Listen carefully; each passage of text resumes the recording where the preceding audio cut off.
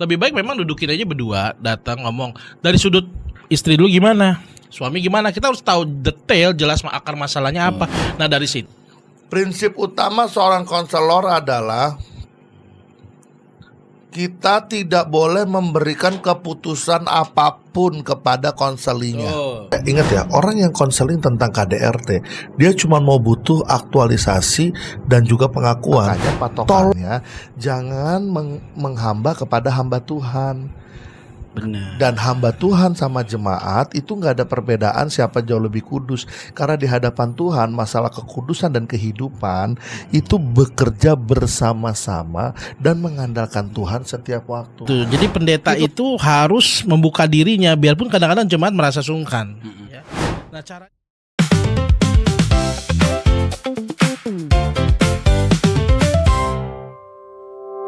Halo, selamat datang kembali di Hai. Bangku Jemaat.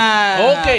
Suara jemaat yang duduk paling belakang. Paling belakang. By the way ya, sebelum ngomongin bangku paling belakang, Kenapa? Indonesia ini lagi hits banget karena kita ada girl band wanita namanya Nona. Oh iya, Ya iya kan? semua. Nah, dia memulai sebuah tantangan challenge nyanyi di studio Jepang. Depannya tuh gitu, hai aku Nona Kristi Des gitu. iya. Nah, kayaknya kita perlu ngikutin cara itu. Makasih ya. Hai, aku Bung Robel. Ya, udah siap belum? Ya, Jalan-jalan dengan sepatu roda. kiri kanan. Ya gitu aja ya, saya Romel. Aku Andi, aku siap menemani kan. Aku siap dihujat. Aku Aku apa? Iya. Hari ini kita bahas apa nih? Kayak seru nih. Ini agak ngeri nih kita Pembahasan hari ini teman-teman, saya pengen gue pengen ngobrolin perspektif kalian sebagai gembala tentang kalau ada jemaat yang sedang bermasalah. bukannya jemaat itu selalu bermasalah. Kadang-kadang pendeta juga bermasalah. Ya maksudnya kan gembala atau pelayan-pelayan juga kan termasuk jemaat lah. Termasuk Iya, jemaat iya. atau kan, Jiwa-jiwa lah. Jiwa-jiwa lah ya kan. Nah, gimana peran gembala atau gereja terhadap jemaat yang melakukan kesalahan atau dosa nih? Kasusnya dulu deh sebelum Iya. kita ditanya gitu. Karena setiap kasus beda-beda ya. Bener. Penanganannya. Contoh kasus yang mau kita bahas apa nih kira-kira? Misalnya Oke, satu-satu. misalnya contoh KDRT Hmm. dan perceraian dulu deh. Karena kadang-kadang nih Sebentar, KDRT dulu apa perceraian dulu?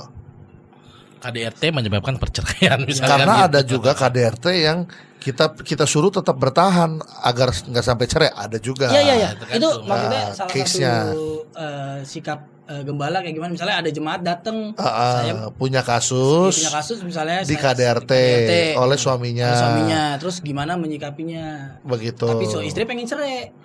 Yang mau cerai istrinya atau suaminya? Istrinya misalnya. Istrinya mau cerai Karena dipukulin. Nah, tapi dia datang ke pendeta, Iya. bertanya, Pak gimana nih Pak, saya udah dipukulin, saya maunya cerai aja gitu dia. Oke. Atau sebaliknya, bisa juga. Atau sebaliknya, Ada juga istri KDRT loh, jangan salah. ada. istri KDRT, iya Pak saya udah mau dia di KDRT Pak sama istri saya udah mau cerai aja gitu. Nah terus dia datang ke saya, ke Iya. pendeta, respon kita apa? Iya. Oke. Terhadap kesalahan atau dosa tersebut gitu. Dosanya bagian mana? Dosa yang cerainya apa dosa di KDRT-nya? Kita bahas nanti ya Oh. di pertanyaan selanjutnya. Iya. Gitu.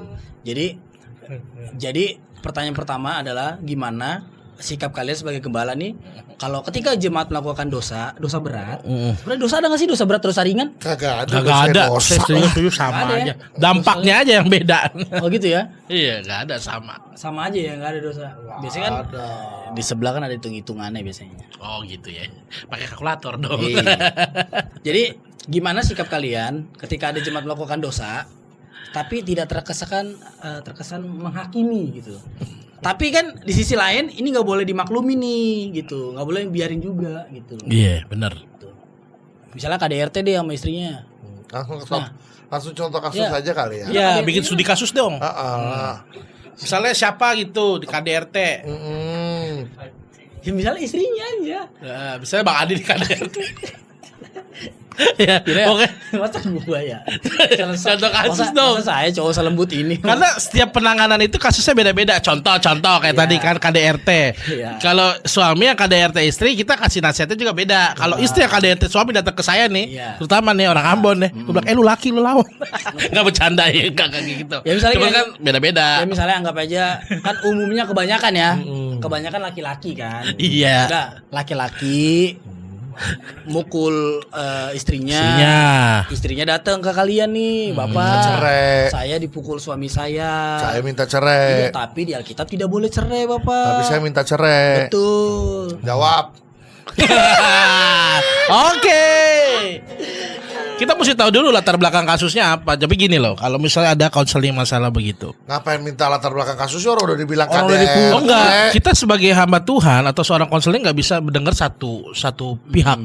Nah ini yang seni konseling yang selalu suka salah begini nih, dengar satu pihak bela yang satu karena dengar ceritanya makin melas. Belum tentu, karena setiap jemaat yang datang itu kita mesti tahu dulu cerita benar gimana. Kita harus lihat sudut pandang dari dua sisi. Oh misalnya udah gini dia bilang, oh dia uang belanja kurang, tapi saya minta dipukul gitu. Nah, udah dudukin dua-duanya. Kalau lebih bagus sih begitu ya, dudukin dua-duanya supaya juga gak jadi kegaduhannya akhirnya lebih meluas, jemaat lain tahu, banyak ikut campur, nasihat-nasihat yang gak jelas. Lebih baik memang dudukin aja berdua, datang ngomong dari sudut istri dulu gimana, suami gimana, kita harus tahu detail jelas akar masalahnya apa. Nah dari situ baru kita kasih tahu. Kalau tadi contoh masalah uang belanja, ya kan, ya kasih paham aja juga lakinya ya. Memang kalau misalnya kurangnya kenapa, kan ada rinciannya. Kita harus realistis juga sebagai hamba Tuhan, gak cuman secara dogma kita kasih tahu udah jangan cerai gitu kan. Kalau jangan pisah. Sebenarnya kalau memang cerai, memang Alkitab tidak memperbolehkan perceraian. Tapi kalau pisah sementara, misalnya contoh orang di KDRT, masa kita tetap aja biarin udah bu pulang terus bu ke rumah babak belur, ya kan? Pisah sementara boleh, tapi gereja harus bertanggung jawab juga, ngomong ke suaminya, teguran nyata juga ada, ke istrinya juga ada. Misalnya contoh, gak bisa juga gereja secara sepihak kita dengar KDRT, yaudah kita umpetin aja istrinya di rumah kita atau titipin di rumah jemaat. Itu juga menyalahi aturan, karena gereja juga harus berjalan dengan aturan hukum yang ada secara etika, ya, secara etika konseling atau moral. Nah nanti kan kalau suaminya nyari-nyari, wah istri saya diumpetin, nah ini jadi masalah lagi nih, karena secara status hukum masih suami istri. Nah kita juga harus melihat sudut pandang sampai sejauh itu untuk konseling, gitu. Udah tuh bagus. Cara gimana sih? Enak banget ya. Udah tuh bagus. Ya, kalau cara menyampaikannya gimana supaya tidak menghakimi? Menghakimi siapa? Ya misalnya kan biasanya namanya juga orang abis mukul kan, biar namanya juga gereja kan taunya orang baik-baik apa gitu, supaya negara tidak Iya. Bapak. Oh, Iya Bapak. Dia udah jawab tadi panjang. Iya. Jadi gini loh. Sebagai seorang gembala kita dituntut menjadi seorang konselor juga. Prinsip utama seorang konselor adalah kita tidak boleh memberikan keputusan apapun kepada konselingnya. Contoh, Pak, saya dipukul, saya minta cerai. Tapi kata firman Tuhan nggak boleh cerai. Iya. Lalu respon pendetanya apa? Responnya, nah itu udah tahu. Tapi saya dipukul terus. Tapi Pak Bapak tega. Ngelihat saya dipukul terus. Saya dipukul terus. Nah, yang pertama kali harus kita cek adalah jemaat ini jemaat kandung kita atau bukan? Baik, seru juga nih jemaat kandung apa Seru bukan nih. nih? Nah, ini istilah Seru baru juga nih. nih. Jemaat kandung artinya seperti ini. Berjemaat di tempatnya lah. Ketika kita menikahkan seseorang, Oh. menurut panduan buku dari Tata Gereja dan Juknis Gereja Betel Indonesia, kita ada yang namanya Jemaat kandung. pernikahan BPN Bimbingan pranikah. Di dalam bimbingan pranikah itu kita melewati beberapa fase. Ada yang namanya dimulai dari fase pengertian dasar, ada yang namanya fase konseling, Dan ada juga sekarang kita lengkapi dengan surat keterangan sehat Ya. dari pihak pria dan pihak wanita. Iya.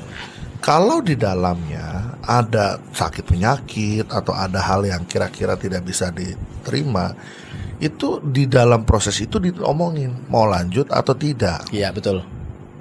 Oke, kita stop dulu sampai di situ. Kalau dia sudah melewati beberapa fase, ada juga fase berikutnya yang dimana dia harus berada di dalam sebuah komunitas. Di dalam komunitas itu tuh ada culture. Culture itu gak bisa dipelajari, tapi menular. Contoh, kamu biasa ngomong sama orang-orang yang suka ngomong pakai bahasa-bahasa gaul alanya Debbie Sehartian, yang Akika mau pergi ke Sindang. Iya. Akika mau Panasonic. apa? Panasonic apa? Nah, Panas ya. ketika kamu ada di dalam komunitas yang ngomongnya bahasa gaul alanya Debbie Sehartian itu, mau nggak mau, kamu juga pasti akan tertular dengan spirit dan juga keadaan di sana. Kayak contoh, kita udah lama berteman dengan teman-teman seperti itu, terus kita ngomong, ih, ayo ke Lambretta Lamborghini, mau 1-2 penggunaan kata pasti akan ada. Nah, jadi kita harus tahu dulu dia dinikahkan oleh siapa. Nah, kalau dalam proses bimbingan pranikah tersebut jemaat kandung, jadi kita yang tahu, kita yang menangani, kita yang mengkonselingkan, lalu kita juga yang ada di dalam proses sampai pernikahan mereka. Maka hal yang harus kita tahu adalah kita harus ikut mengintervensi jawaban dari konseli ini. Mengintervensi itu artinya gimana, Pak? Jadi kita harus lihat, nih loh, dulu kan hasil interviewnya seperti ini, baik-baik saja, semua begini, semua begitu. Proses pengenalan pun sudah lama, berapa tahun. Ketika menikah ini kan dia baru muncul semua karakternya. Nah, artinya ada hal yang missed. Nah, karena saya yang mengkonselingkan, karena saya yang berada di balik bimbingan pranikahnya, maka saya juga harus ikut bertanggung jawab. Kedua-duanya anak kandung saya nih. Istrinya ngadu begini, orang lakinya kita juga panggil. Betul. Untuk penyamaan penyamaan bukti dan proses. Nah, mereka kalau ada di dalam kehidupan komunitas rohani, pasti culture-nya nggak akan jauh dari kehidupan keluarga rohani. Orang yang melakukan KDRT ya adalah orang-orang yang kehidupan dalam komunitas rohaninya itu nggak kompak, nggak balance. Jadi contoh, suaminya aja aktif, istrinya tidak, atau istrinya saja aktif, suaminya tidak. Nah, ketika ada dua hal yang berbeda tolak belakang seperti ini tinggal di dalam satu rumah, pasti ada proses penyamaan persepsi yang tidak sama. Betul. Nah, makanya dari situlah kita harus panggil dua-duanya. Kenapa? Yang ini sampai melakukan itu kenapa? Yang ini sampai jadi korbannya kenapa? Sikapinya seperti itu. Dan sebalik lagi di dalam BBCI, kelas yang dilakukan oleh konseling oleh sinode saya, nah itu tuh kita juga suka diajarin bahwa kasih tahu, tell the truth, kasih tahu kebenarannya. Mereka yang harus putuskan. Waduh, Pak, kalau seandainya mereka tetap mau kalau mereka tetap mau bercerai gimana? Kalau mereka tetap nggak mau bersatu lagi gimana? Itu keputusan mereka. Yang penting sebagai hamba Tuhan, kita sudah tell the truth-nya belum? Kita udah kasih tahu kebenarannya belum? Kalau kita menjadi bagian dari proses keputusan yang dia ambil, gitu ya. Nah, itu salahnya di situ. Kalau bukan gimana? Kan sekarang orang banyak lah pindah-pindah gereja, nikah di mana, jemaatnya di mana. Nah, kalau seandainya dia bukan jemaat kandung, artinya dia hanya cuma datang nikah di tempat lain lalu berjemaat di tempat kita. Kalau itu kalau kita kenal dengan pendetanya, kita harus konsolidasi dulu dengan pendetanya. Begitu. Karena apa? Seperti contoh nih, beberapa bulan lalu tuh saya mendapatkan informasi bahwa pemain musik saya itu berselingkuh. Nah, istrinya meminta bantuan saya sebagai mediator. Saya tanya, karena kamu pemusik di tempat ini sifatnya undangan. Oh, dia bukan tetap dia. Oh, bukan. Oke. Gereja lokal kamu di mana? Dan jawaban mereka nggak ada. Gua tadi sempat puji Tuhan bukan tetap ya. Kalau tetap kan ketahuan orang yang mana. Dan dia bilang, kami nggak punya gereja tetap. Lalu saya harus tetap sebagai panggilan saya sebagai pendeta dan sebagai hamba Tuhan, saya harus tetap memberikan tell the truth-nya. Oke, dia sudah berselingkuh. Tugas kamu apa? Mengampuni. Bukan hanya 7 kali, bukan cuma hanya 70 kali, tapi 70 kali 7 kali di dalam satu hari. Tapi berat, Pak. Tapi itulah yang Tuhan mau ajarkan supaya kita belajar. Tapi dia sudah ya sudah. Karena Tuhan membenci perceraian. Tapi kalau kamu ambil pun jalur untuk berpisah dengan dia, ya berarti kau tahu kau sedang berurusan dengan ketetapan Tuhan. Dan kita juga nggak bisa ini. Tapi saya ingat ya, orang yang konseling tentang KDRT, dia cuma mau butuh aktualisasi dan juga pengakuan. Tolong kasihani saya. Kita bukan Tuhan. Kita kasih tahu kebenarannya, dia yang harus putuskan. Gitu. Jadi kalau saya mati di tangannya dia, sebagai hamba Tuhan saya akan katakan seperti ini. Kalau memang kamu sampai mati di tangan suamimu karena kasus KDRT, itu adalah tetap bagian dari kedaulatan Tuhan. Gitu lah. Bapak tega begini, saya nggak tega, tapi mungkin itu proses yang harus kamu jalani. Dan itu sudah ada dalam kerangka otoritas Tuhan. Karena kita sebagai orang percaya dalam hidup ini gak ada yang kebetulan. Tapi kan kita bisa menghindar. Even kamu menghindar pun, itu juga bagian dari proses Tuhan yang sudah dituliskan dalam cerita hidupmu. Karena saya sebagai pendeta, sebagai hamba Tuhan, segala sesuatu yang kita jalani dan kita alami di dalam hidup ini, itu sudah ada dalam blueprint Kristus dalam hidup kita. Menarik. Kalau misalnya gini, uniknya Kristen adalah kalau bercerai tidak membutuhkan gerejanya kan? Tidak membutuhkan gerejanya. Enggak. Sekarang iya. Sekarang iya. Oh iya ya sekarang. Iya. Ada yang namanya sebuah proses mediasi, dan di sana ada pemuka agama di dalamnya sebagai unsur. Bisa disiapkan oleh negara, tapi bisa juga memilih salah satu pembina rohani yang bisa dijadikan orang ketiga. Oh itu baru ya? Sudah begitu dari dulu. Enggak, tapi kan dari dulu ada namanya ruang mediasi. Ada namanya ruang mediasi. Jadi kalau Bapak majuin surat perceraian ke Kementerian ke Pengadilan Agama, itu nggak serta-merta kasusnya diproses lalu sidang enggak. Itu melewati beberapa fase, Pak. Sama kayak kita melakukan tindakan kriminal, meskipun sudah jelas kita salah, tapi kita sebagai warga negara Indonesia tetap punya hak mendapatkan pembelaan hukum. Melalui sidang-sidang. Sidang gelar perkara lah, inilah itulah. Di Pengadilan Agama pun sama, Pak. Oh, ini sebagai jemaat mungkin karena memang duduknya paling belakang, jarang nyimak perkara begini. Bukan, ya karena itu terlalu dalam juga urusan orang kan.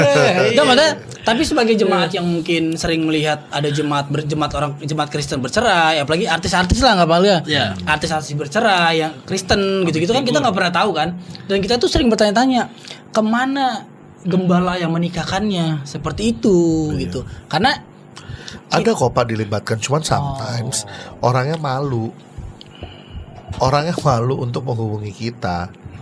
Nah itu makanya kita sebagai jemaat bangku belakang tuh sering berpikir bahwa kok bisa ya jemaat ini, apalagi ya anggaplah artis-artis ya, karena orang biasa kan kita mau nggak tahu ya. Makanya untuk jemaat bangku paling belakang jangan saya pikir, tapi tanya, nonton podcast ini biar pinter. Asik, jangan lupa subrek. Ya, jadi jangan mikir mending bener loh. Iya dong, karena mikir nggak bener. Karena jemaat bangku belakang ketika nonton TV atau mendengar sebuah kabar di media sosial, artis Kristen ini bercerai, ya kita pikir kemana ya gembala atau gereja gembala yang menikahkan mereka gitu? Kok bisa sampai bercerai gitu? Padahal Kalian bercerai terlalu adalah- malu hanya untuk mengakui Gitu ya? bahwa hubungan kalian tidak baik-baik saja. Dan rata-rata orang bercerai itu nggak ada yang diekspos. Even artis-artis sekalipun, mereka nggak akan mau tuh wawancarain sama wartawan. Makanya setiap artis-artis ditanya untuk gimana Pak kasus perceraiannya begini. Biasanya pengacaranya sih ngomong. Rata-rata jawabannya apa? Ingat nggak? Apa? No comment. Karena nggak ada yang senang kasus perceraiannya itu di blow up. Tapi biasanya kan biar cepat kadang pengacaranya doang yang muncul. Betul.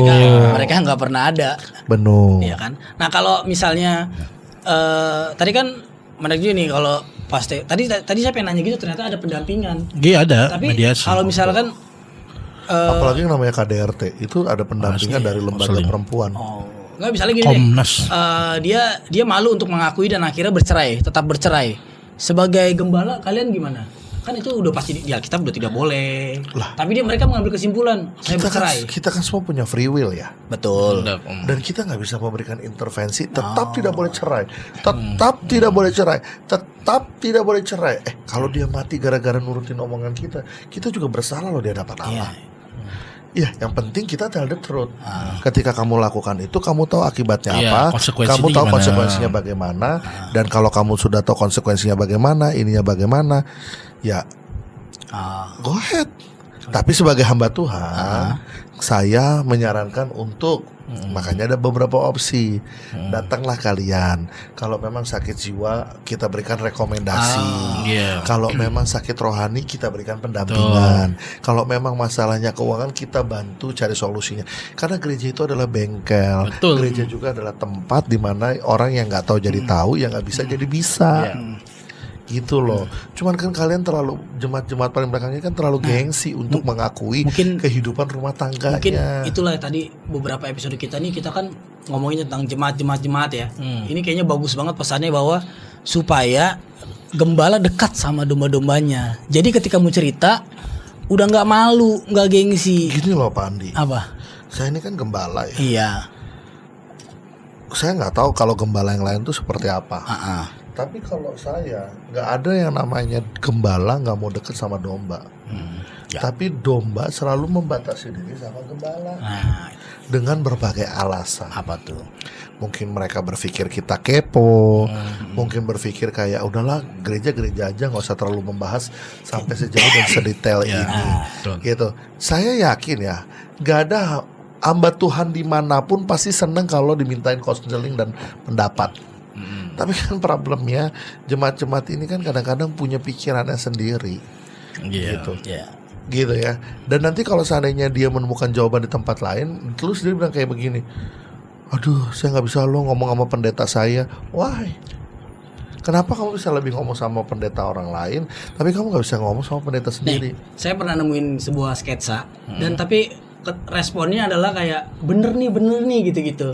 Gini, sketsanya adalah ketika ada orang jemaat yang susah minta konseling, dibilang entar dulu atau perwakilan gereja yang turun. Gitu. Jadi ketika ada orang kaya, jemaat mampu, gembalanya yang turun gitu. Apakah ada kemungkinan beberapa gereja, banyak gereja yang seperti itu? Jadi makanya jadi jaraknya Nggak. ada. Saya lurusin dulu ya. Saya lurusin. Perkara orang kaya gembalanya yang turun. Iya. Kalau bukan orang kaya nyuruh orang Iya. di gerejanya untuk turun. Iya. Sekarang gini loh. Ya siapapun itu ya, whatever it is. Iya. Saya bukan ngebelain sesama gembala atau sama pendeta. Tapi sebagai hamba Tuhan, kita tuh tahu bagaimana cara men-treat jemaat kita. Oke. Kalau terkesannya, oh bapak pendetanya cuma mau konseling sama yang kaya-kaya saja, yang rumahnya bagus. yang rumahnya bagus, Duduk nggak pegel. mobilnya banyak, uangnya banyak. Muslim Sedangkan bahkan. kalau seandainya jemaat-jemaat yang tidak kaya, gembalanya jarang mau turun. Saya mau kasih tahu ya, siapapun yang mendengar pernyataan saya ini dengerin baik-baik. Dengar baik.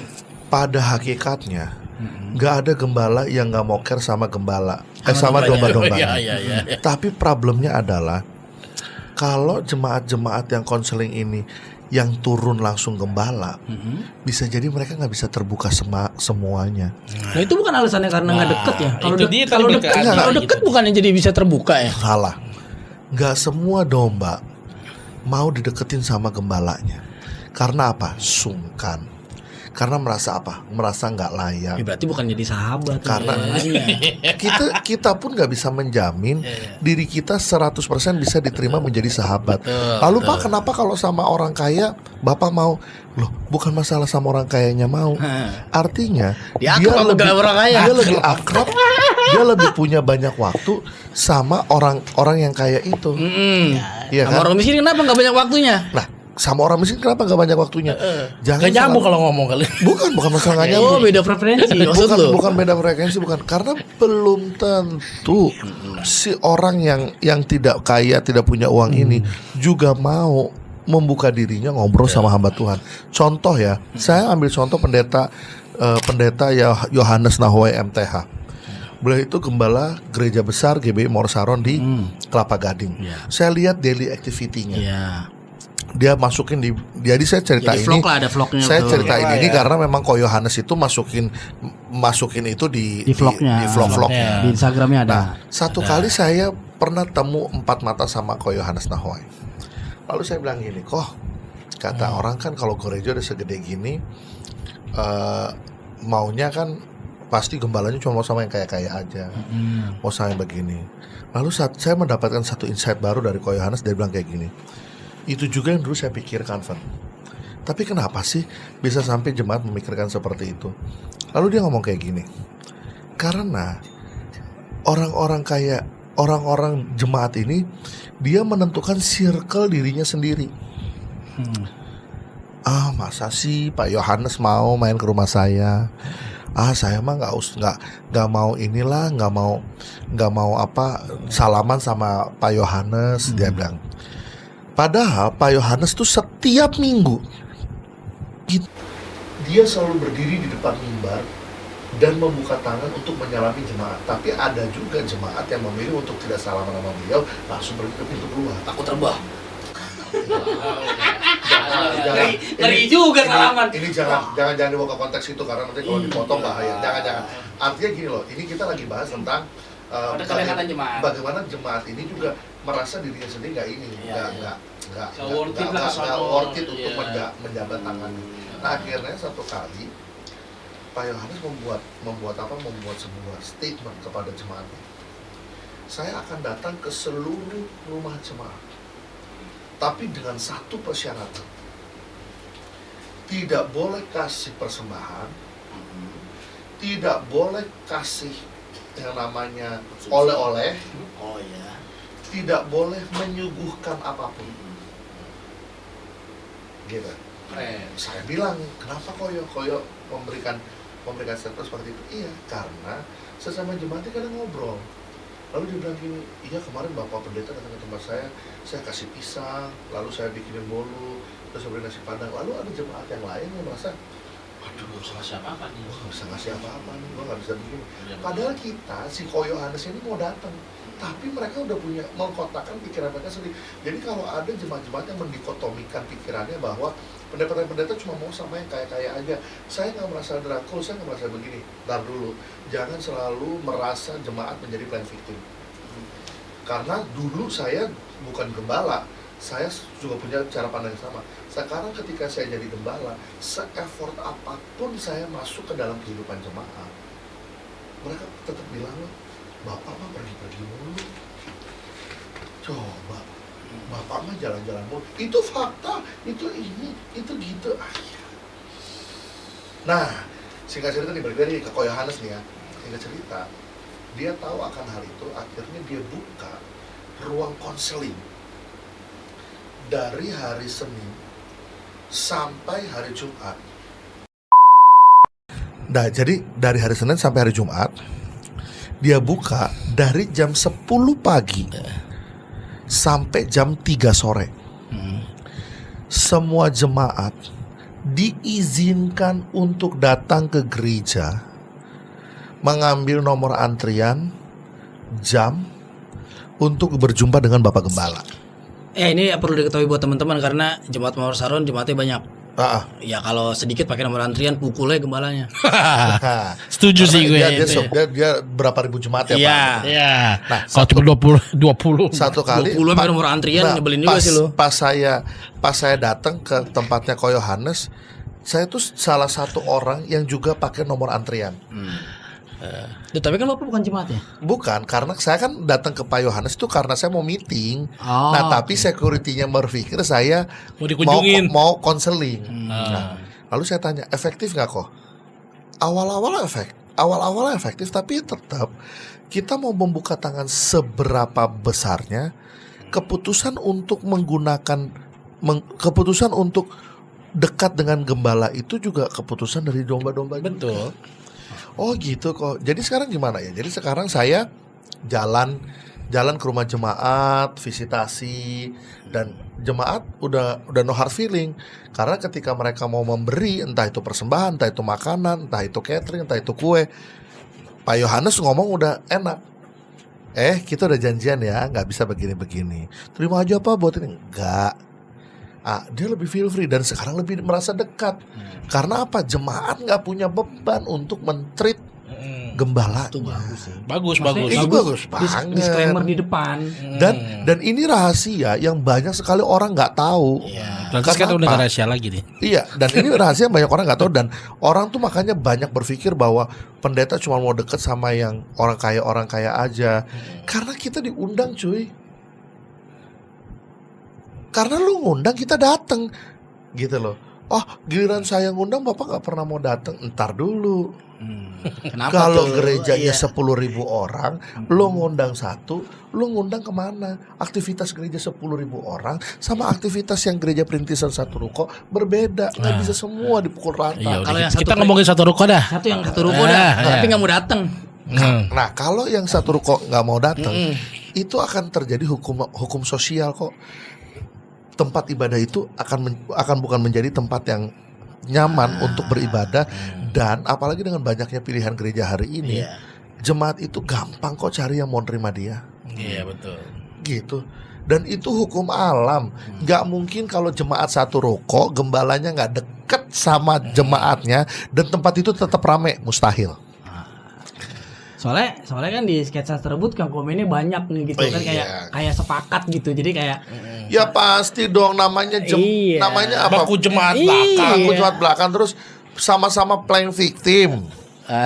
Terus yang kedua, merasa dirinya itu sefrekuensi sepengorbanan.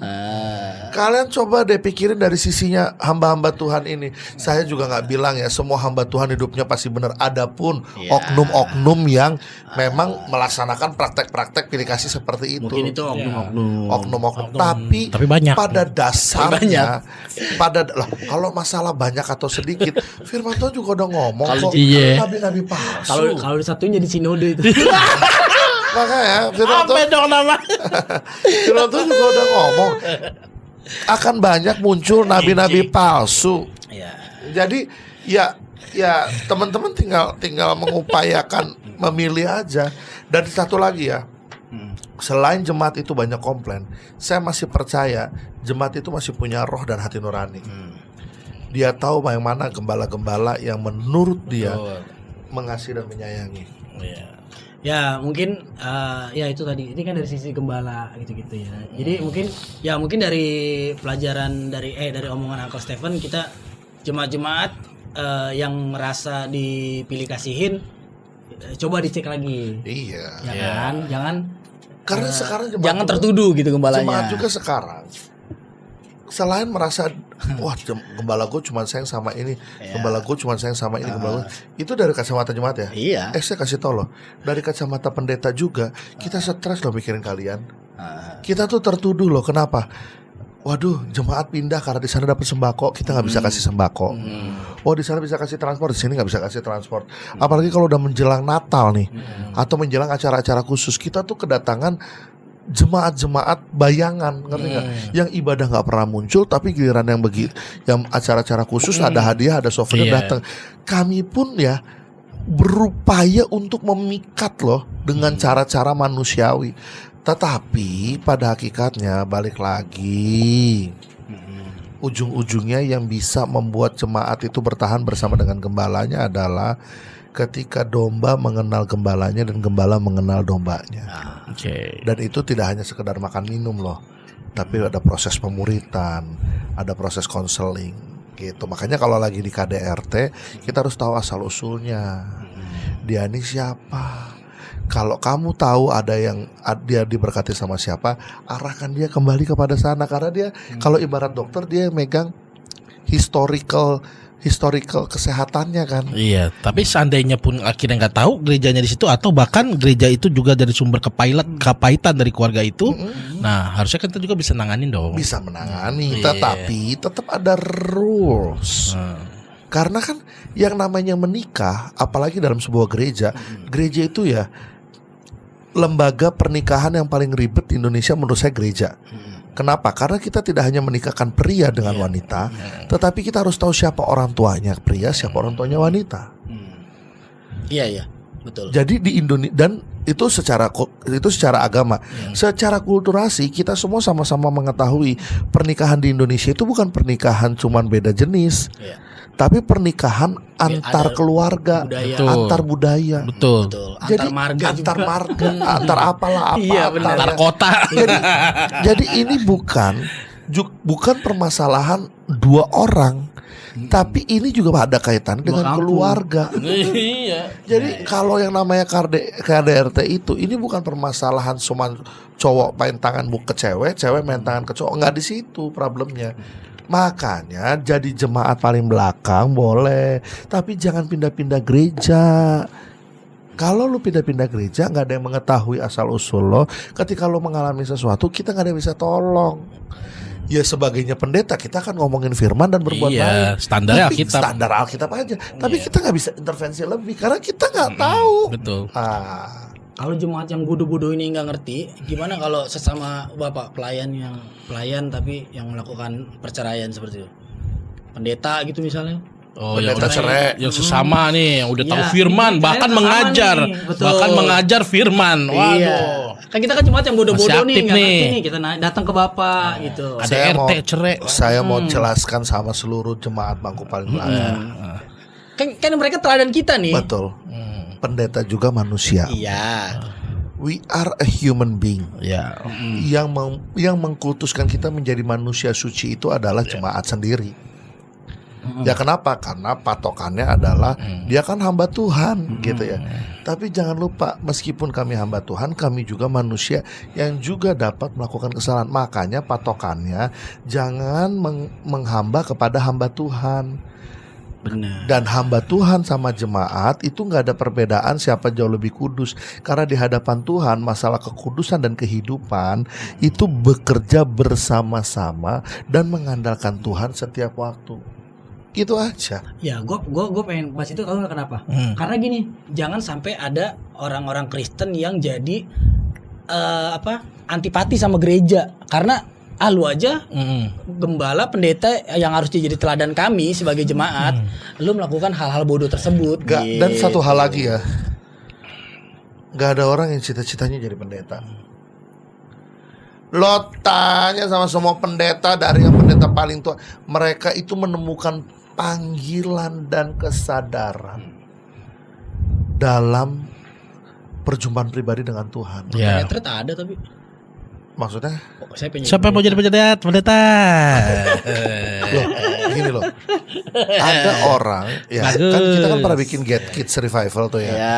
Nah, anak-anak itu akan melihat, mereka akan menjadi mempunyai cita-cita seperti apa karena itu keseringan yang mereka lihat. Gitu kan.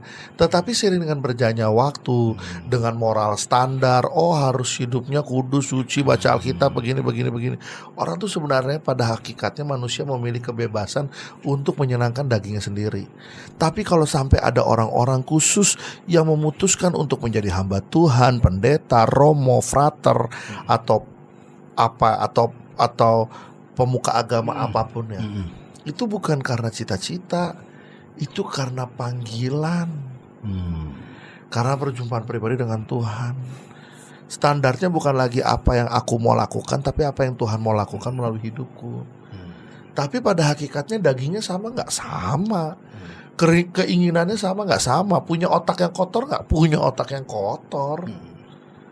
Makanya setiap orang itu harus punya hubungan pribadi dengan Tuhan, bukan fans hamba Tuhan.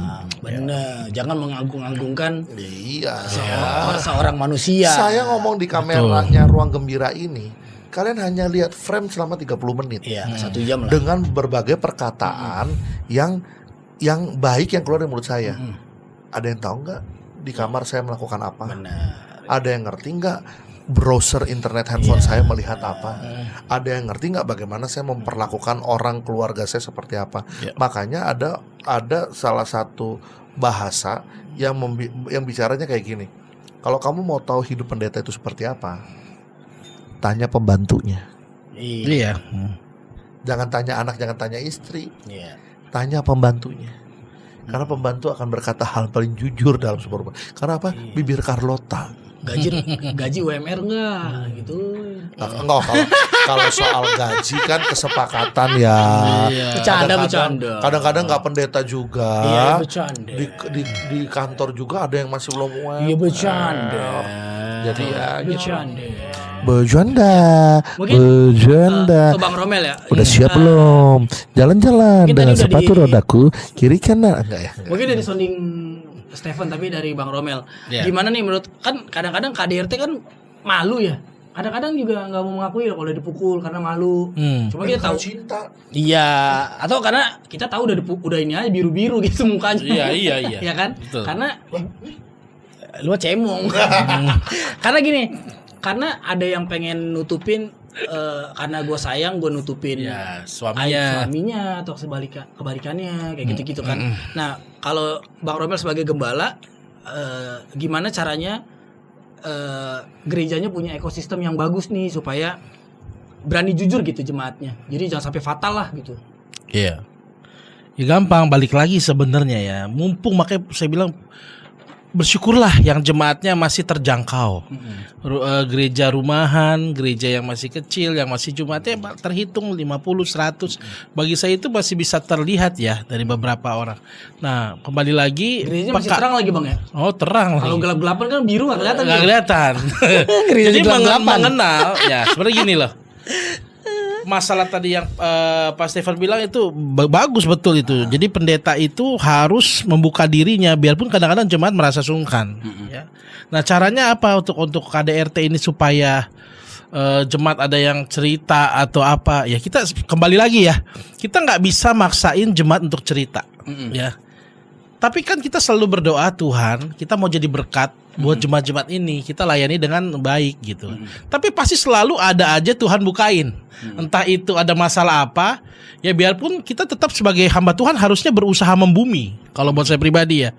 Jangan selalu memasang image kayak ini gue disegani loh ya kan suara kalau shalom saudara begitu kan, wah lo jemaat udah pada wih lah tinggi banget nih susah ya kan. Kalau saya mah cempreng aja ya kan, jadi saya membumi berusaha sebagaimana mungkin. Makanya saya bilang sekali lagi disclaimer, puji Tuhan yang masih jemaatnya kecil, ini kesempatan lebih care sama jemaatnya, bisa kenal gembalanya lah ya. Ya, jadi saat kita itu akhirnya ada trust yang ditaruh ke kita, cerita. Nah, ini juga pendeta, mulutnya dijaga. Kalau misalnya udah ada yang cerita, jangan lo ngomongin lagi. Ya, jangan ngomongin lagi bahkan ke istri sendiri pun sebenarnya. Kalau saya mau ngomong jujur. Ya, tapi kalau istri kita udah tahu, udah satu visi sama kita. Nah, ini makanya benar nih. Sebelum mendapatkan panggilan hamba Tuhan, itu benar-benar makanya suami istri ini mesti sepakat.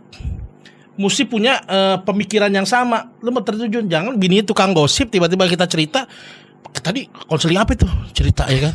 Ini si ibu ini, wah dia cerita. Besoknya dia ngomong lagi sama yang satu. Langsung bibir Carlota. Bibir Carlota, bibirnya dari sini bisa pindah ke kuping gitu kan. Ini saya kasih tahu kamu aja, tapi kamu jangan bilang yang lain. Wah ini kurang ajar itu main kuda bisik begitu. Nah ini makanya kepercayaan jemaat itu mahal. Sebagai hamba Tuhan itu memang kita harus usaha jaga kepercayaan itu. Nah cara gimana? Kalau saya pribadi ya, saya nggak pernah kepo sama urusan jemaat. Misalnya tiba-tiba dia ada KDRT, tapi kan kita tahu dari gelagatnya, ya kan? Paling kalau misal ibadah datang, kalau kita tahu nih lagi ribut nih kayaknya, kadang-kadang istrinya nggak datang, suaminya nggak datang. Kita tanya aja, Pak, Bu, misal ibunya yang datang, Bapak kemana? Akhirnya bilang, oh kerja di mana Bu? Di Jonggol. Kan tempat saya kan di Jonggol. Nah, tapi cara saya ada lagi. Masuk aja ya. Nah, cara saya ada lagi. Habis saya tanya ibunya, kalau kita ada kecurigaan nih, kayaknya nggak ada yang nggak beres nih. Saya diam-diam saya WA bapaknya. Pak, tadi kenapa nggak datang? Kalau nggak match, nah ini nih. Pasti ada something wrong. Kalau bapaknya alasannya, oh saya nggak datang sakit perut. Nah tadi katanya kerja. Nah itu pinter-pinter sebagai pemimpin lah, sebagai seorang gembala. Pernah juga ada yang datang dengan makanya yang tadi saya bilang kalau kita doa sama Tuhan kalau memang ada masalah yang berat, ada yang datang tiba-tiba matanya biru. Datang biru, bahkan ada yang pernah terang-terangan juga nelfon saya jam 2 pagi. Datang sekarang ke sini juga katanya, maki-maki saya. Kalau nggak saya tikam nih istri saya. Datang. Sampai sana bener, emang udah pegang pisau. Nah, ini namanya tugas hamba Tuhan emang harus seperti itu, harus serbaguna kayak tepung sasa. Ya, jadi ya kalau Tuhan izinin kita ada satu masalah, jangan sebenarnya juga di lain sisi jangan kita pasif lah. Sebagai hamba Tuhan juga ya nanya-nanya gitu kan, apa keadaannya bagaimana ya.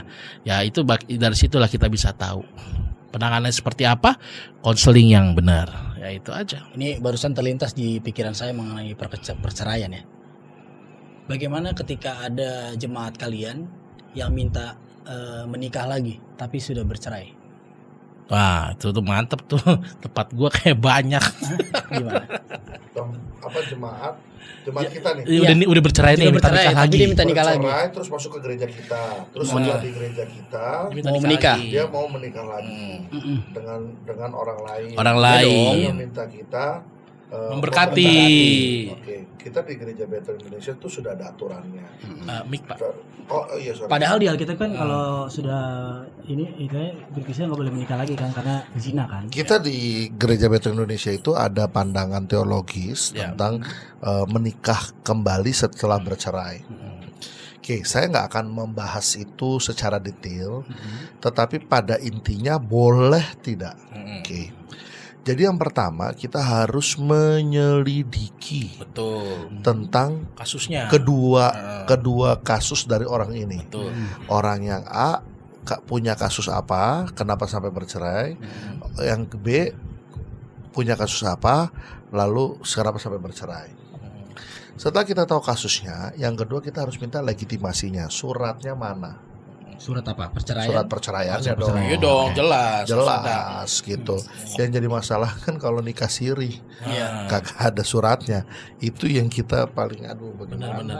Banyak banget. Karena banyak ada yang nikah gereja doang, nggak pakai ini kan? Negara. Nggak pakai negara. Oh, tapi kalau di gereja pasti pakai negara. Pasti pakai catatan. Gak mungkin nggak sekarang. Enggak, tapi banyak maksudnya dulu tuh banyak yang melakukan zaman hal dulu. itu. Iya, zaman dulu. Kalau sekarang nggak boleh. Semua yang nikah di gereja harus ada nikah ke negara.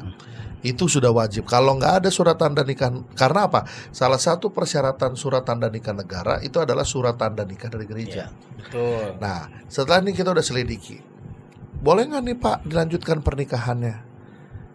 Pada hakikatnya manusia itu adalah makhluk sosial dan punya kebutuhan biologis. Oke. Daripada dia melakukan dosa perzinahan. Tapi kan itu udah dosa juga. Sebentar, belum. Sabar. Ini kan Ini namanya pandangan teologi Oke, kan harus jangan. dijelaskan dulu. Ya. Daripada dia melaksanakan perzinahan, ya, entah itu dengan si calon yang mau dinikahkan atau dengan yang lain, kami harus menyelidiki dengan detail dan seksama. Itu tidak mudah. Gak mau dah tuh prosesnya panjang. Itu prosesnya panjang. Dan itu tidak bisa ditentukan dari 1 tahun 2 tahun.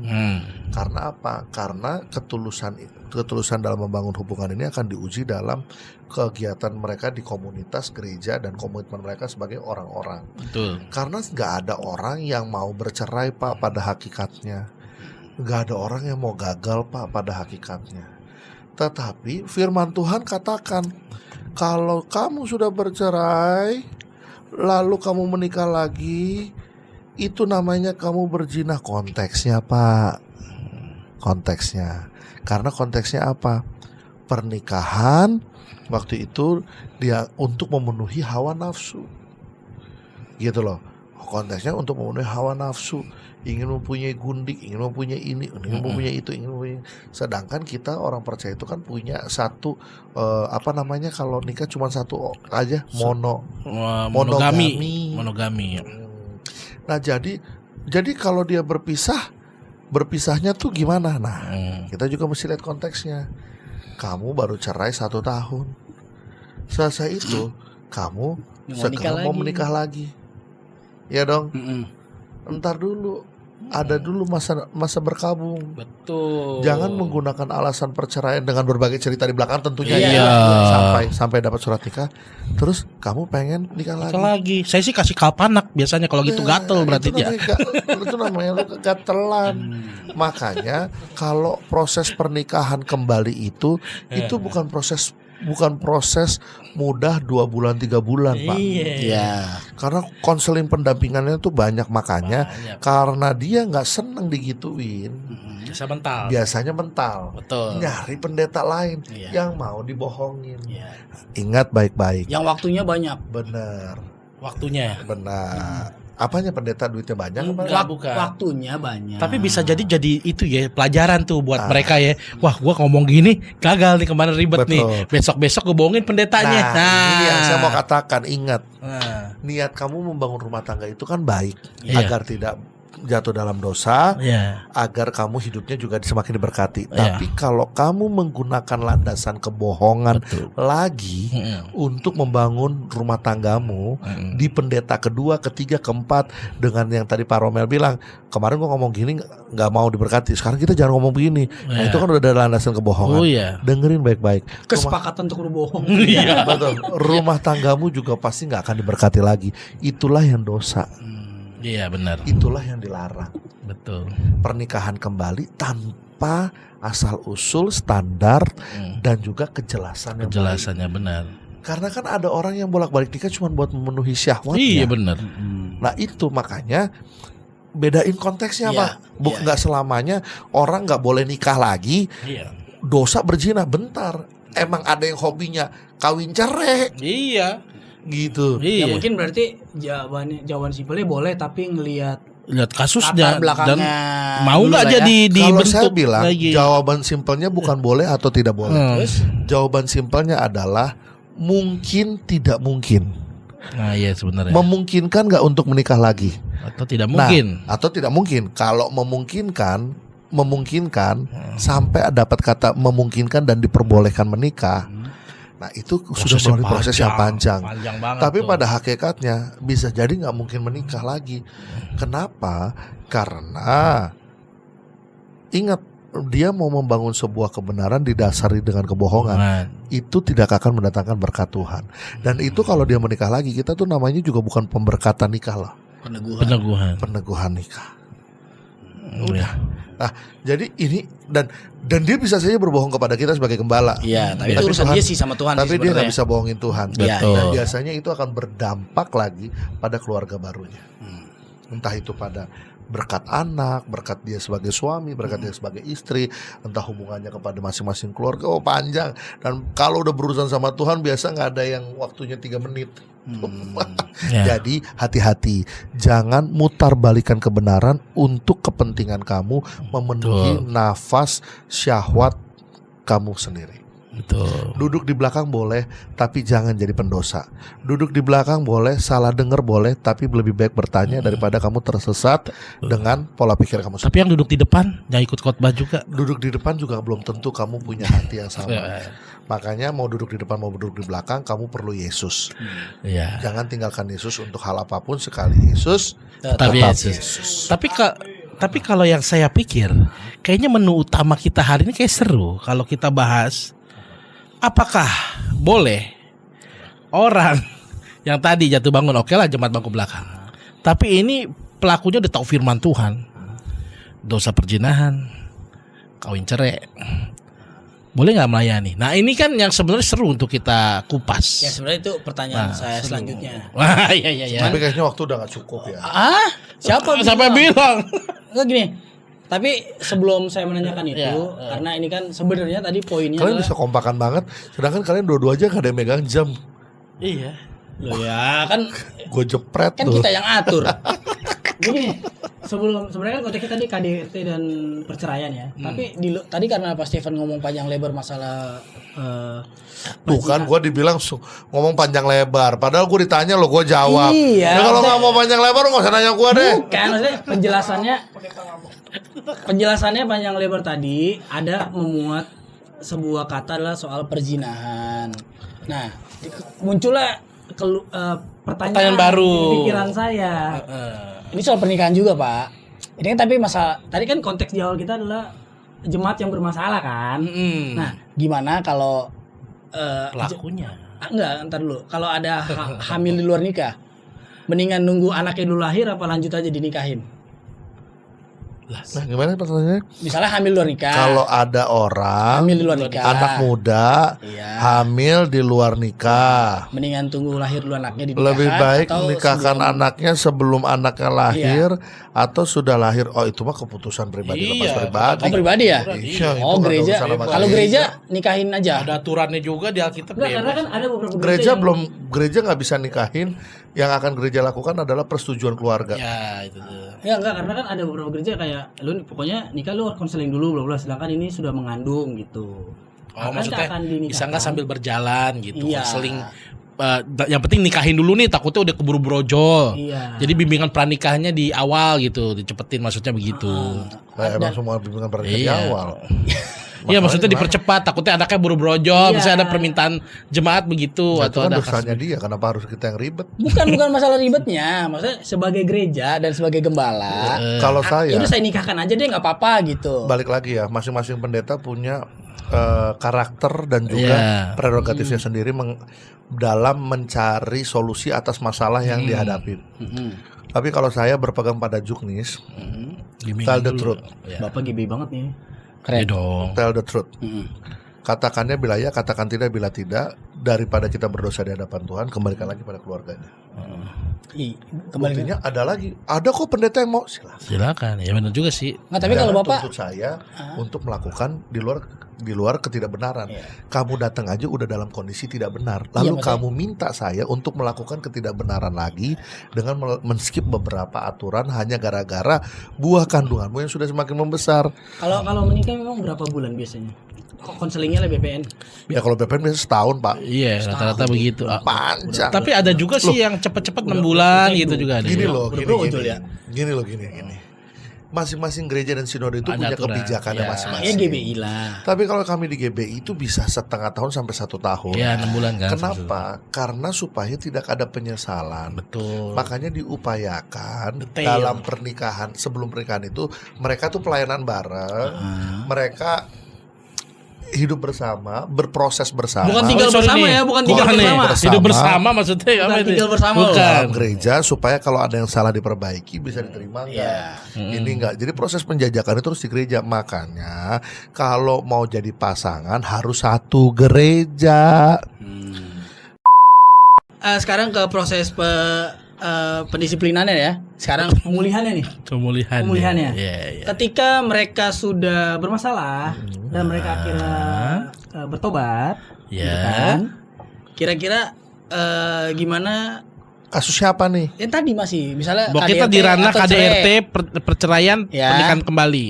KDRT dan cerai. Kalau si KDRT Berarti lah. kan si pasangan ini udah berpisah nih dengan pasangan Iya. pertamanya. Misalnya. Lalu dia sekarang menikah dengan pasangan kedua. No, Oh belum ini menikah. Ini masalah Udah ribut pelayanan. Jadi gini. Nggak, soalnya kalau sampai kita nggak clear sama pertanyaannya nanti jawabannya salah Jadi nih. gini, jadi Ah. ini proses pemulihannya. Ini Ya. Memulihkan orang yang pasca bercerai karena yang KDRT. sudah pokoknya melakukan dosa lah KDRT-nya, cerainya, gitu ya. Enggak benar-benar. Ini bagaimana cara memulihkan orang yang sudah bercerai karena KDRT. Intinya mereka melakukan dosa lah, kesalahan lah, kesalahan besar. Ini konteksnya yaudah KDRT lah kita anggap KDRT ya. Jadi ini memulihkan orang yang bercerai atau memulihkan orang yang bercerai karena KDRT itu aja. Konteksnya orang yang melakukan KDRT deh. Oke, KDRT aja fokus dah. Oh, jadi belum sampai cerai nih Belum ceritanya. sampai cerai. Iya. Atau udah cerai. Tapi Beda nih abisnya. Yaudah kita udah cerai deh, udah cerai. Oh, jadi setelah dia konseling, dia Ya. putuskan, Cerai. dia bercerai dengan pasangannya. Oke. Oke, terus Oke. pertanyaannya, ini kan melakukan kesalahan besar KDRT gitu-gitu kan. Nah, Batasannya sampai mana mereka boleh pelayanan lagi? gitu. si pelaku KDRT atau korban dari KDRT? Dua-duanya kayaknya, Pen. Enggak, satu-satu Pelakunya dulu. deh, pelakunya. Pelaku KDRT. Oke. Sampai mana pembinaan si pelaku KDRT ini sampai dia boleh pelayanan lagi? Iya. Kan karena jemaat lihat, wah ini orang udah Orang kan abis mukulin bini nih. Oh, sekarang boleh lagi? Pelayanan gitu. Oke, jawaban Pak Romel mungkin mau jawab. Ya, oke deh. Ya udah, kalau buat saya begini, kembali lagi dari awal. seperti yang Bapak Iya. tanya tadi kan. Ya, tanya lagi akhirnya saya mau jawab sendiri ya. Oke. Oh, itu pertanyaan kamu. Iya, Gitu, jadi- pakai jadi- dulu, tapi pas Ya, kalau gitu gue yang jawab. Sampai kapan orang pelaku KDRT diberikan kesempatan lagi untuk melayani di gereja?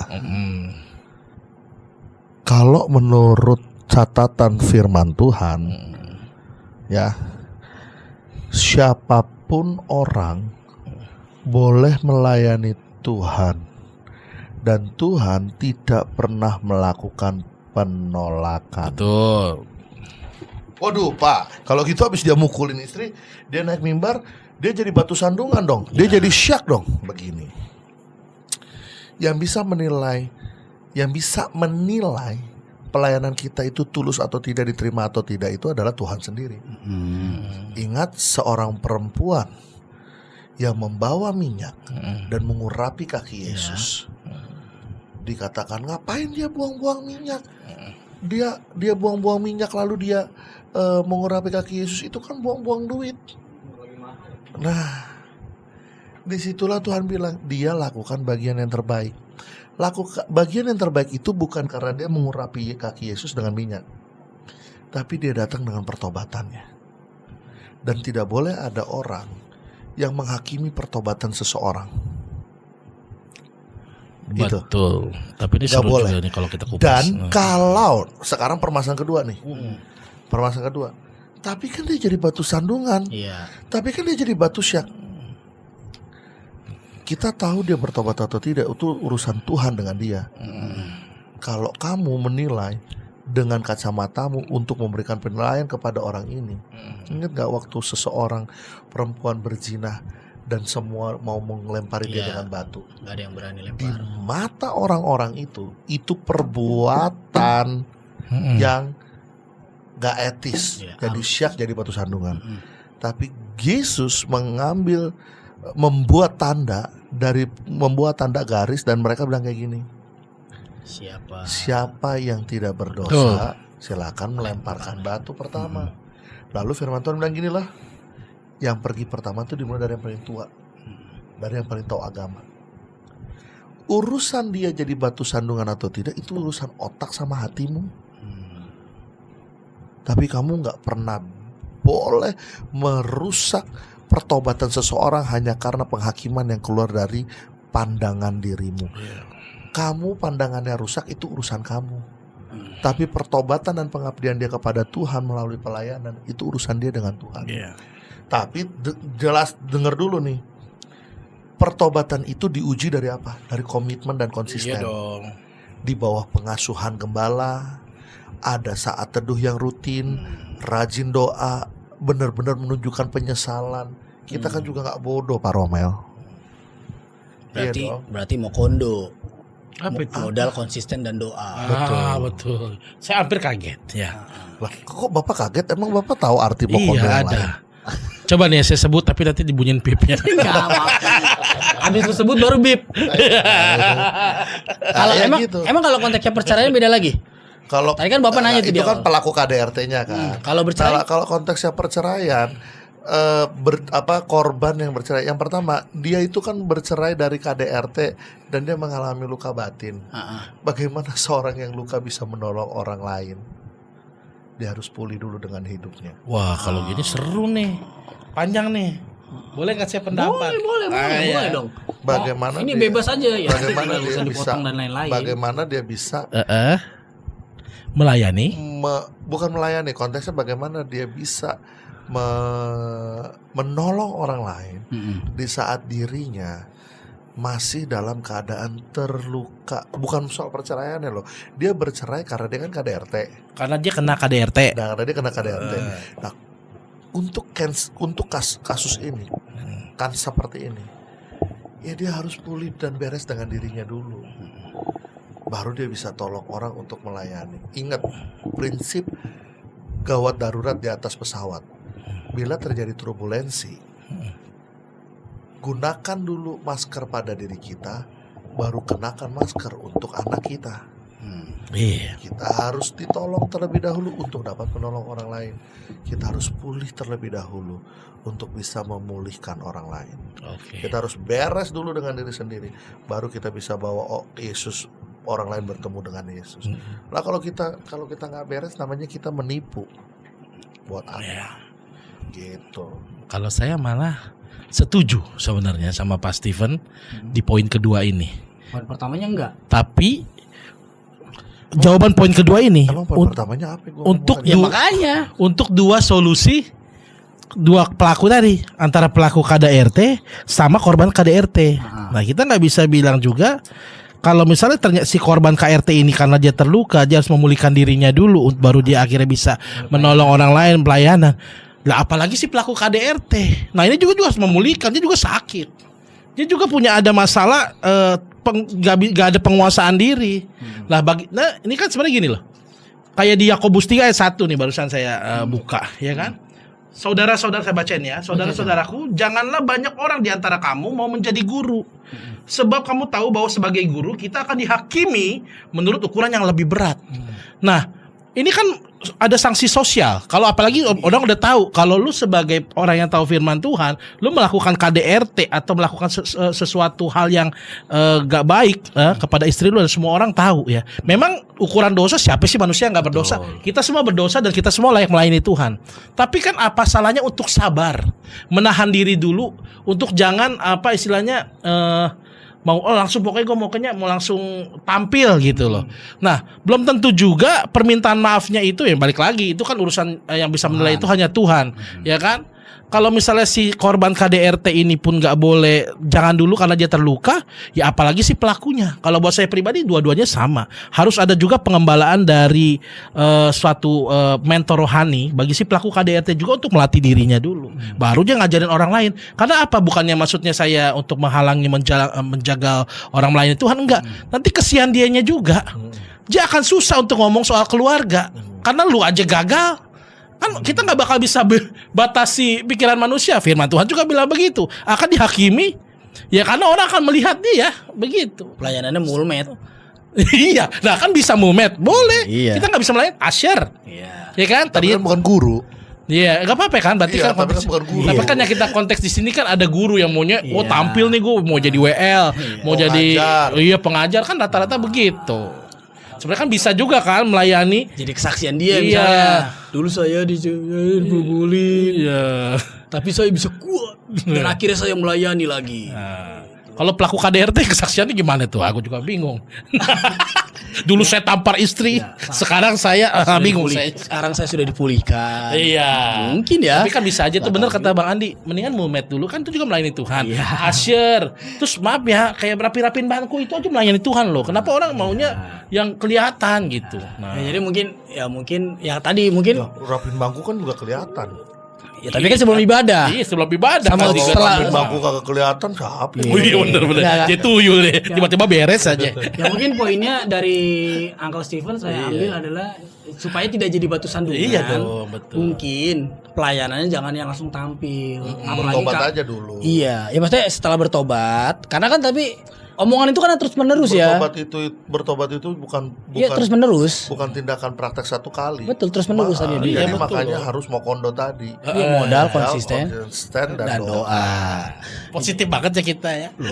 Iya, maksudnya jadi mungkin supaya tidak jadi batu sandungan jangan langsung pelayanan yang tampil. Iyalah, betul. Padahal lu jadi bahan omongan juga kan. Iya, kesian lu nya. Gerejanya juga kena nanti. Iya. Poinnya Gimana sih gembalanya nggak bener? Habis mukul orang jadi aser. Nah, ini pertanyaan terakhir ya. Pertanyaan terakhir sebagai gembala Iya. gitu di tempatnya masing-masing. Supaya tidak terjadi nih, kira-kira program atau apa sih yang efektif gitulah, yang supaya membekali jemaat supaya jadi fondasi keluarga yang kuat nih. Supaya kasus-kasus kayak cerai KDRT itu bisa diminimalisir lah akarnya gitu. Jadi nggak terjadi lah gitu. Iya. Yang pertama adalah kita harus hafal tepuk berpasangan. Wah, ya. Apa tuh gimana aja? Berpasangan.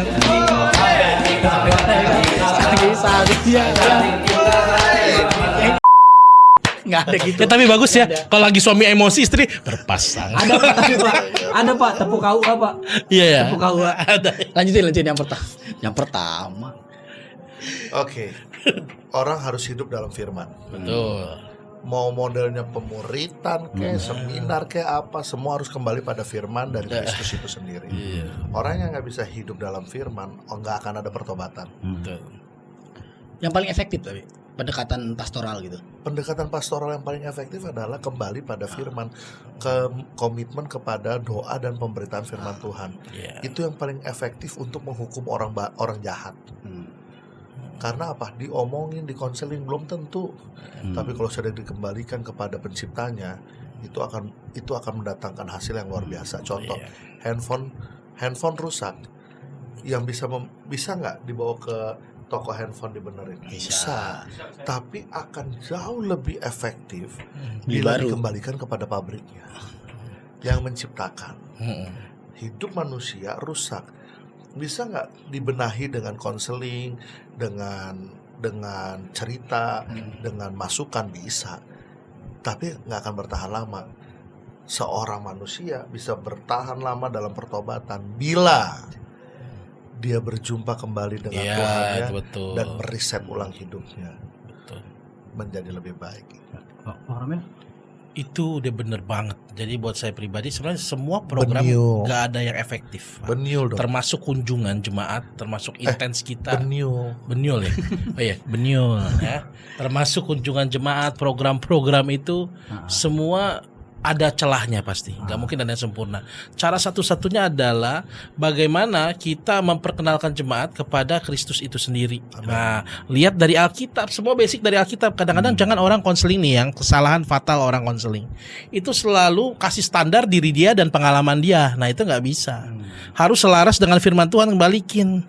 Ya kan, oh suami saya nggak tobat-tobat, ada ayatnya Bu, ya dari kelakuan ibu. Kalau misalnya ibu udah benar nanti akan mengubah sendiri. Nah itu kan ada ayat firman Tuhan. Suami nggak tobat juga kan kudu dicek ya, ininya kayak gimana? Jangan cuma perkara selakinya yang salah. Ini laki-laki semua, nanti kita disalahin coba. Misalnya perempuan gitu. Perempuan yang nggak bertobat lihat juga lakinya. Iya, jangan salah-salahin. Nah dan juga satu hal ya, dalam keluarga, kita ngomongin keluarga ya, nggak berlaku bagi Tuhan. Kayak contoh nih, saya broken home karena orang tua saya nih, anak muda kan sering begitu. Karena orang tua segini, saya akhirnya jadi begitu-begitu karena orang tua saya broken home. Nggak laku di hadapan Tuhan. Terus terang saya ngomong, kenapa? Dari zaman dulu udah kelihatan. Kenapa saya berani ngomong ini? Dari kitab Kejadian udah tahu. Adam nyalain Hawa, Hawa nyalain ular. Kagak laku, semuanya tetap dapat hukuman yang sama. Beniul. Nah, tuh udah beniul berarti udah oke lah. Untung bukan orang Manado tuh. Iya. Kalau nyebeli orang Adam orang Manado, dipotong tuh ular. Iya, emosi ya. Tapi kita gak tahu kelanjutannya, bener di sate gak tuh ya. Udah semuanya. Berarti ini ada konklusi akhir. Iya. Adam Hawa bukan orang Manado ya. Iya. Orang Manado. Bukan orang Sumatera. Gara-gara ngana jo. Rica. Mumpung masih di taman, ambil daun salam. Masih di sorga tuh.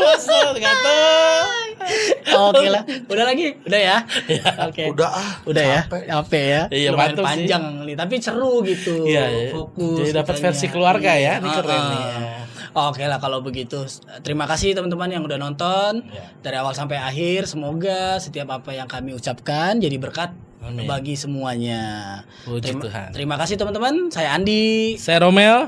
Aku Steven. Kami pamit. Tuhan berkati. Shalom. Shalom.